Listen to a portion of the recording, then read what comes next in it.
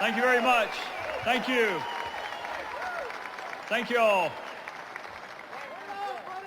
I got to be honest, I was nervous. A lawyer wearing makeup is nervous at an NRA convention. So I very much appreciate your gracious welcome. I want to put on my old hat for just a second as a prosecutor. There are 10 things our forefathers thought enough about and thought were important enough to remind us of even shortly after our foundational document was ratified. And second on that list of things that they thought were important was the right of Americans to keep and bear arms. And they thought it was important then, and it's important now for at least 3 different reasons. Number one, the right to defend oneself or defend one's family or defend others who frankly are in need of self-defense is not a right that government gave you. It is a natural right, and no government can take it from you. Number two, there was and there is a need for the citizenry to be trained to handle weaponry. Number 3, our government is based on consent. The people consented to be governed in exchange for certain representations that were made to us. It is sort of akin to a social contract.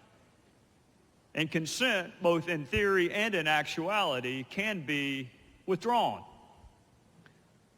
Like with so many other conservative concepts, that 3-part tripartite analysis of the Second Amendment came from a guy named Scalia in the landmark Second Amendment case, D.C. versus Heller. And I don't know what your politics are, and frankly, your politics is none of my business. I can just tell you from my side, I'm a Republican. From my side, we have lost 5 out of the last 6 popular votes for president.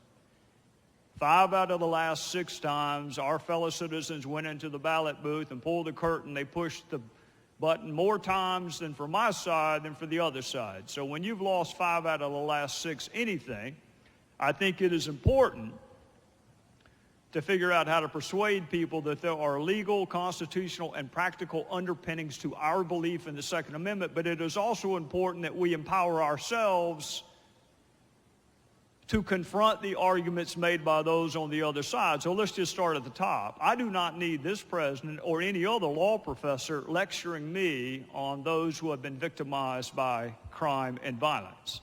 I saw it. I lived it. I experienced it. So when this president and others were working on their innocence projects, I was working on some guilty projects. And in every one of those cases, I had family members with me, along with law enforcement, who had been victimized by gun violence. So I don't need this president talking to me about having compassion for those who have been victimized. With freedom comes a corresponding responsibility.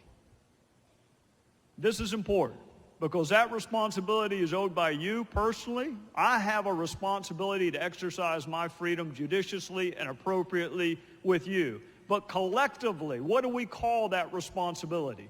This responsibility that we exercise our freedoms appropriately, what do we call that? We call it the law.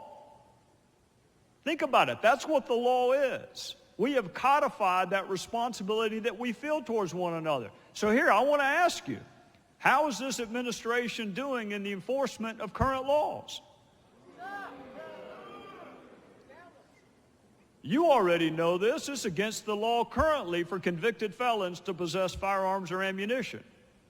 So rather than register them to vote, why doesn't this administration actually prosecute those cases?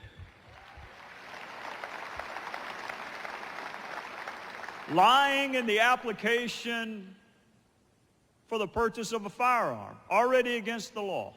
How are they doing on the prosecution of that? Those that have been court-martialed, already against the law to possess a firearm. Those who have been adjudicated mentally ill so they do not know the difference between right and wrong. How are they doing in the prosecution of that category? Those addicted to controlled substances, already against the law for you to possess firearms or ammunition. How is this administration doing?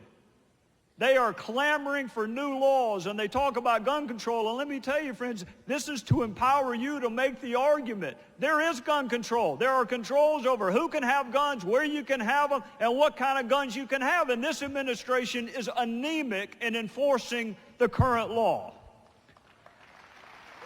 So they want to win.